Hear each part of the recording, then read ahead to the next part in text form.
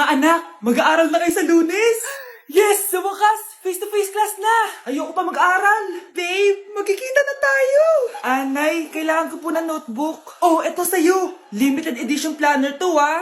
Wow! Thank you, Nay! Ang ganda! Ano yung sa'kin, Nay? Oh, eto, yellow pad. Bakit yellow pad lang? Tapos yung sa kanya, planner? May favoritism talaga dito eh. Nay, kailangan ko po ng ballpen. Oh, eto anak, G-Tech. Ang mahal nito. Ingatan mo yan, ha? Thank you, Nay! Hindi ko babagsak to. O, ikaw naman. Etong sa'yo. Bakit maleta, Nay? Mag-aaral na ba ako sa ibang bansa? Yan yung gagamitin mo kapag bumagsak ka. Dahil papalayasin na kita. 1 year later. At dahil mag-graduate na kayo, bibigyan ko ng bagong cellphone ang may pinakamataas na grades. Nay, 95 ako. Akin yung cellphone. 95 lang? Ako nga 96 na eh. Shh! Sa akin yung bagong cellphone dahil 98 ang grade ko. O ikaw, anong grade mo? Bagsak?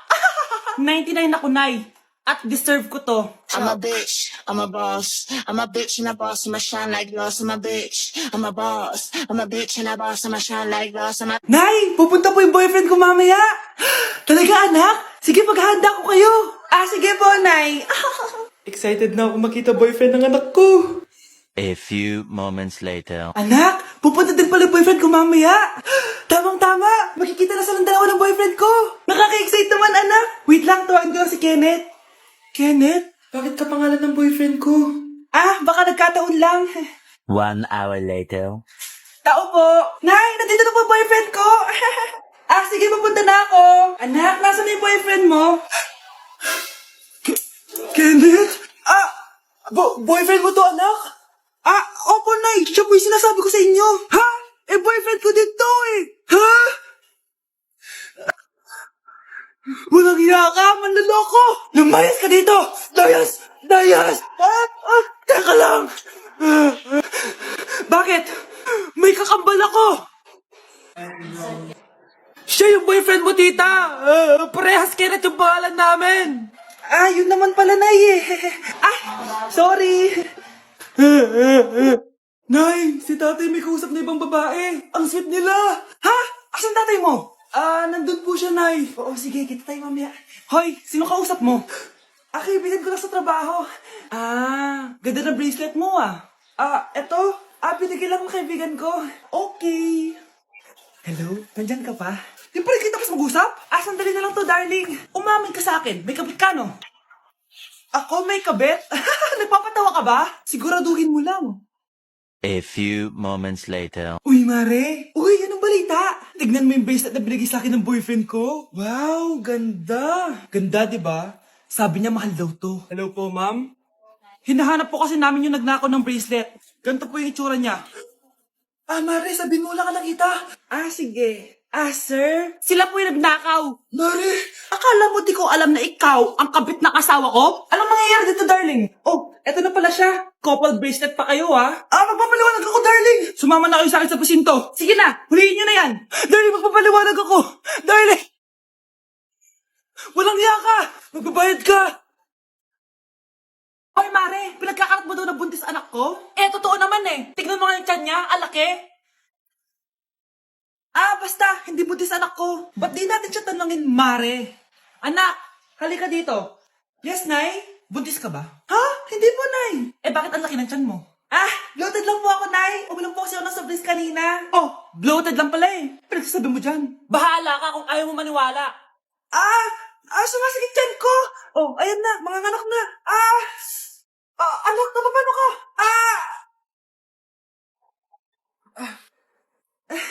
Baho. Masakit.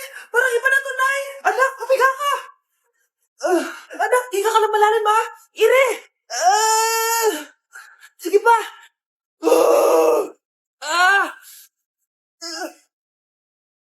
Baby. Sorry, Nay. Tinago ko sa'yo na buntis ako. Okay lang, anak. Pero sinong tatay nito? Ang tatay ng anak ko ay ang anak ni tita. Oh, anak mo pala may gawa nito? Asa na yon? Oh, ikaw, magbigay ka na sustento para sa anak nyo. Ah, sige po, magbibigay po ako ng 5. 5,000? 5 pesos? Wala na po kasi yung pera eh. At dahil 5 pesos ang binigay ng tatay mo, lollipop mo ng dedean mo, ha? Ate, kumising ka dyan! Ate, ba't mo kami iniwan? Akin na lang to makeup mo, tsaka tong lip tint mo, ang asim. May nakita akong panty doon. Medyo maluwag na siya, tapos may amoy. Pero okay na kasi kulay pink naman. Hindi ka mamamatay for today's video, Bebs, Sir! Naalala mo pa yung nireto mo sa akin si Ashley? Girlfriend ko na ngayon. Yun lang yung tamang ginawa mo sa buhay mo. Ate, sana masaya ka kung nasan ka man ngayon. Ingat ka palagi dyan, God bless and hope to see you soon. Ate, sabihin mo kay Lord, bigyan niya na ako ng jowa. Alam kong ghoster ka, pero wag mo ako mumultuin, ate, Anak, sandali lang, huwag mo nagsasara. Huwag mo nagsasara. Hindi naman sinasara. First day pa lang eh. Ay, first day pa lang? Ba't ka nang iwan? Wala na tuloy ako mautusan dito. Yung pinari mo sa Shopee, kukunin ko na lang sa abuli mo yun, Balita ko nandito daw yung crush mo, Gumising ka na kasi dyan. Hi. Ang cute mo pala pagtulog. Diba crush mo ako? Andito ako kasi gusto ko sabihin na ika-crush back na kita. Anong sabi mo? Ika-crush back na kita. Kunyeta ka, kung kailan patay na ako, dun ba ako ika-crush back? Anong gagawin ko sa crush back mo? Bubuhayin ba ako niyan, ha? Namamas ko po. Ba't ang aga niyo nangangaroling? Umaga pa lang, Mas maaga, mas maraming pera. Sige na. Ang nagsindi. Ito na. Malis na kayo, please. Ano ba meron sa mga nangangaroling na to? Maaga-aga nangangaroling. Tao po. Meron na naman. Patawa. Hey, it's Billie Eilish. OMG. Billie Eilish? Si Billie Eilish nandito. OMG, fan mo ko. Can I caroling here? You sing Christmas song. Okay, Christmas. Jingle bell, jingle all the way. Always parties to right to our first say, here is your money. Only 4 pesos? Give me 1,000. 1,000? I have no money. Go away. Okay, bye. Ano ba yun? Kala ko si Billie Eilish na. Billie Eilish lang pala na class A. Yes! Wala nang nangangaroling. Tao po!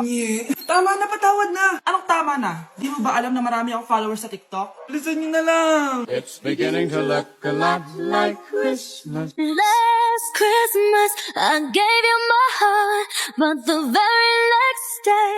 Oh, eto na pamasko nyo, Ha? Send mo na lang sa Gcash. Gcash? Nay, kasama ko po yung crush ko. Hello po, tita.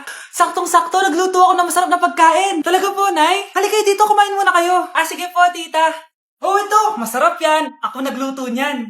Mapapadami na lang po kain ko nito, Nay. Ang sarap nga po, tita. Di ba, Bi? Tita, nabubulunan po anak nyo. Anak.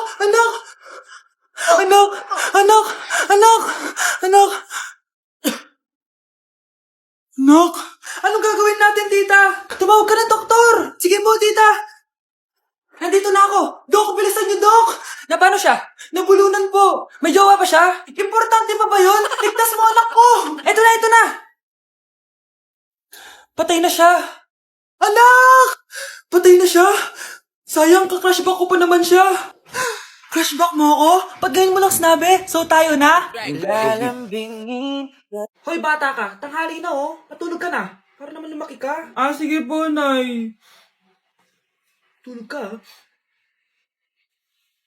A few moments later.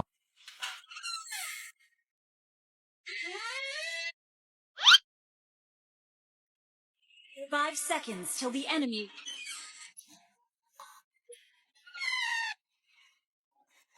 Oh, bilis na. Wala na si Mama. Bilis, mid. Habulin mo ako sa mid. Bilis, mid. Mid. Yes, panalo. Sinasabi ko na eh. Hoy, ikaw bata ka. Kung natutulog ka pa, ha? Nagsiselfon ka lang dyan. Kanina pa po ako natutulog dito, Nay. Ano akala mo sa akin, may isahan mo ako? May mga CCTV camera dyan. CCTV? Titignan po.